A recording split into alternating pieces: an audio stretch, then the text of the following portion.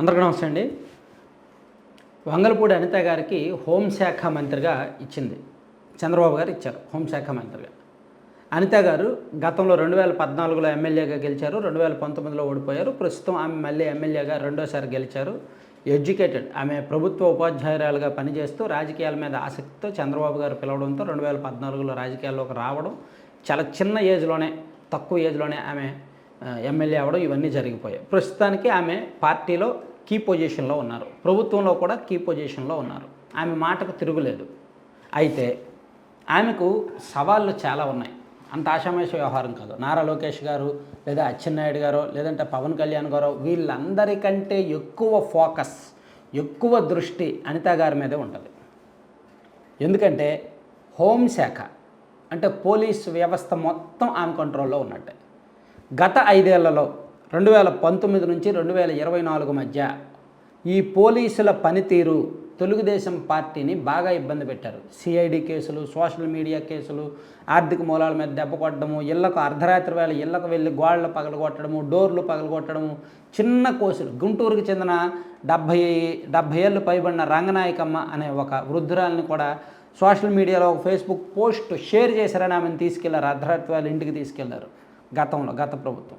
అలాగే అంకబాబు గారని 75 ఏళ్ల జర్నలిస్టు, ఆయన్ను కూడా ఏదో ఒక పోస్ట్ షేర్ చేశారని ఆయన్ను కూడా అరెస్ట్ చేసింది గత ప్రభుత్వం. ఇలా ఎన్నో పాపాలు మూటగట్టుకున్నారు. సో దీనిలో తెలుగుదేశం పార్టీలో అమాయకులు బలయ్యారు. కాబట్టి లోకేష్ గారు రెడ్ బుక్లో తెలుగుదేశం పార్టీని బాగా ఇబ్బంది పెట్టిన పోలీసులు, ఎస్ఐలు, సిఐలు, డిఎస్పీలు, ఈ ఎస్పీల డీటెయిల్స్ రెడ్ బుక్లో ఉన్నాయి. సో ఇప్పుడు అనిత గారు హోంశాఖ డిపార్ట్మెంట్ నిర్వహిస్తున్నారు కాబట్టి ఆమెకు కూడా తెలుసు గత 5 ఏళ్లలో పోలీసులు ఎలా వ్యవహరించారనేది ఆమెకు తెలుసు. ఆమె ప్రత్యక్షంగా డీజీపీ ఆఫీస్కి వెళ్ళాలంటే ఆమెకు అనుమతి ఇవ్వాల. హెడ్ కానిస్టేబుల్కి ఆ వినతిపత్రం ఇచ్చి వెళ్ళండి, అవమానించారు ఆమెను. ఆ విషయం ఆమె చెప్పారు హోమ్ మినిస్టర్ అయిన తర్వాత. సో మరి ఆమె ఇప్పుడు ప్రక్షాళన చేయాల్సిన అవసరం ఎంత వెనక ఉందంటారు? ఇప్పుడు ఎస్పీల స్థాయిలో అంటే చంద్రబాబు గారో లోకేష్ గారో చూసుకుంటారు, ఎస్పీల స్థాయిలో వాళ్ళు డీల్ చేసుకుంటారు. కానీ డిఎస్పీలు, సిఐలు ఇవన్నీ కూడా చాలా జాగ్రత్తగా డీల్ చేయాలి. కొత్త ప్రభుత్వం కాబట్టి చాలామంది కళ్ళు వీళ్ళ మీద ఉంటాయి. అందులోకి మొదటిసారి ఎమ్మెల్యే అయిన వాళ్ళు ఉన్నారు. ఆ మొదటిసారి ఎమ్మెల్యే అయిన వాళ్ళ నియోజకవర్గాల్లో వేరే సీనియర్ ఎమ్మెల్యేలు వేలు పెడతారు, కాలు పెడతారు, తలదూరుస్తారు. వీళ్ళకి అనుకూలమైన అప్లికేషన్స్ పేర్లన్నీ కూడా ట్రాన్స్ఫర్ల విషయంలో వీళ్ళే సిఐల్ని, ఎస్ఐల్ని వేసుకునే అవకాశం ఉంటుంది. అక్కడ కొన్ని గ్రూప్స్ క్రియేట్ అవుతాయి, అప్లికేషన్స్ ఎక్కువ అవుతాయి, వాటిని తట్టుకోవాలి. అలాగే వైఎస్ఆర్ కాంగ్రెస్ పార్టీకి ఏకపక్షంగా పనిచేసిన అధికారులను పక్కన పెట్టాలి. వాళ్ళ మీద ప్రైవేట్ కేసులు, ఆల్రెడీ గతంలో ప్రైవేట్ కేసులు వేశారు కాబట్టి వాటిని చూసుకోవాలి. అంటే ఇట్లా హోంశాఖలో ప్రక్షాళన చేయాల్సిన అంశాలు చాలా ఉన్నాయి. పాత కేసుల ఫైళ్ళు దొలపాలి, కొంతమంది కీలక కార్యకర్తలు ఏమైనా కేసులు ఉంటే ఆ కేసుల ఫైళ్ళు వదిలించాలి, ప్లస్ తప్పులు చేసిన అధికారులను పట్టుకోవాలి, అలాగే కొంతమందిని దారిలో పెట్టాలి. అలాగే ఇప్పుడు ఈ ఎమ్మెల్యేలకి, మంత్రులకి, వీళ్ళకి కావాల్సిన వాళ్ళందరినీ సర్దుబాటు చేయాలి. ఎంతైనా అడ్మినిస్ట్రేషన్ అంటే అడ్మినిస్ట్రేషన్ మొత్తం ఒక ఎమ్మెల్యే చుట్టూ, ఎమ్మెల్యేకి కంట్రోల్లో ఒక 4-5 మండలాలు ఉన్నాయనుకోండి. ఆ మండలంలో ఎంపీడీఓ ఆఫీస్ ఉంటుంది, రెవెన్యూ ఆఫీస్, ఎంఆర్ఓ ఆఫీస్ ఉంటుంది, పోలీస్ స్టేషన్స్ ఉంటాయి, అన్నీ ఉంటాయి. కానీ ఎక్కువ వర్క్ జరిగేది, ఎక్కువ ఫోకస్ ఉండేది పోలీస్ స్టేషన్ మీదే. ఇంటర్నల్గా ఎంఆర్ఓ ఆఫీస్ విషయంలోనో లేదంటే అడ్మినిస్ట్రేషనల్ పరంగానో ఎండిఓ ఆఫీస్ విషయంలోనో వేలు పెట్టవచ్చు కాక, అవసరం ఉండొచ్చు కాక, కానీ పోలీస్ స్టేషన్తో రోజు పని ఉంటుంది. వాళ్ళు ఒక సాధారణ కార్యకర్త లేదంటే ఒక సాధారణ నాయకుడు వచ్చి ఏదో ఒక పని పోలీస్ స్టేషన్లో చేయమని అడుగుతారు, వీళ్ళు చేయాలి. అంటే వీళ్ళ అవసరం ఎక్కువ ఉంటుంది. కాబట్టి ఎమ్మెల్యేలు వాళ్ళని అనుకూలంగా మార్చుకోవాలనుకుంటారు. ఇట్లా ఇవన్నీ కూడా డీల్ చేయడం అంత ఆషామాషి వ్యవహారం కాదు.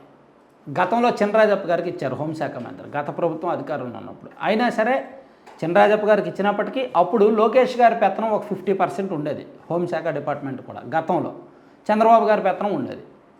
2019 నుంచి 2024 మధ్యలో హోంశాఖను మొదటేమో సుచరిత గారికి ఇచ్చారు, ఆ తర్వాత వనిత గారికి ఇచ్చారు. పేరుకు వాళ్ళిద్దరికి ఇచ్చినప్పటికీ దాన్ని మొత్తం నడిపించింది సజ్జల రామకృష్ణారెడ్డి గారు అండ్ ట్రంప్ అవినాష్ గారని ఇంకొక ఆయన. వాళ్ళిద్దరితో పాటు ఇంటెలిజెన్స్ డీజీ వీళ్ళు నడిపించారు. ఎక్కువగా సజ్జల గారే నడిపించారు ఒక రకంగా చెప్పుకోవాలంటే. ఆ మంత్రిత్వ శాఖ మొత్తం ఆయనే పెట్టుకున్నట్లెక్క ఎక్కువ. సో ఇప్పుడు అనిత గారికి ఇచ్చారు. ఇప్పుడు కూడా నాకు తెలిసి లోకేష్ గారి పెత్తనమే ఎక్కువ ఉంటుంది. లోకేష్ గారి కంట్రోలు, లోకేష్ గారి ప్రయారిటీనే ఎక్కువ ఉంటుంది. అందుకే నాయకులు కానీ ఎమ్మెల్యేలు కానీ ఏదైనా కీలకమైన పోస్టింగ్స్ విషయంలో ఇదిగో మా జిల్లాకి ఎస్పీ కావాలి, మా జిల్లాకి డిఎస్పీ కావాలనే విషయంలో ఎక్కువగా లోకేష్ గారి సిఫార్సులే తీసుకుంటున్నారంట.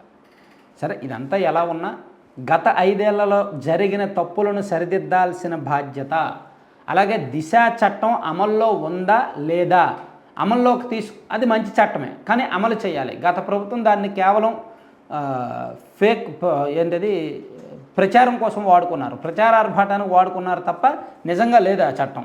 సో ఆ చట్టం నిజంగా అమల్లోకి తీసుకొస్తే మంచిదే. కాబట్టి దాన్ని వీళ్ళు ఉంచుతారా లేదా అటువంటి చట్టాన్ని ఏమైనా తీసుకొస్తారా అనేది కూడా చూడాలి. అందుకే అనిత గారి మీద అయితే బాధ్యత ఎక్కువ ఉంది అని చెప్పుకోవచ్చు.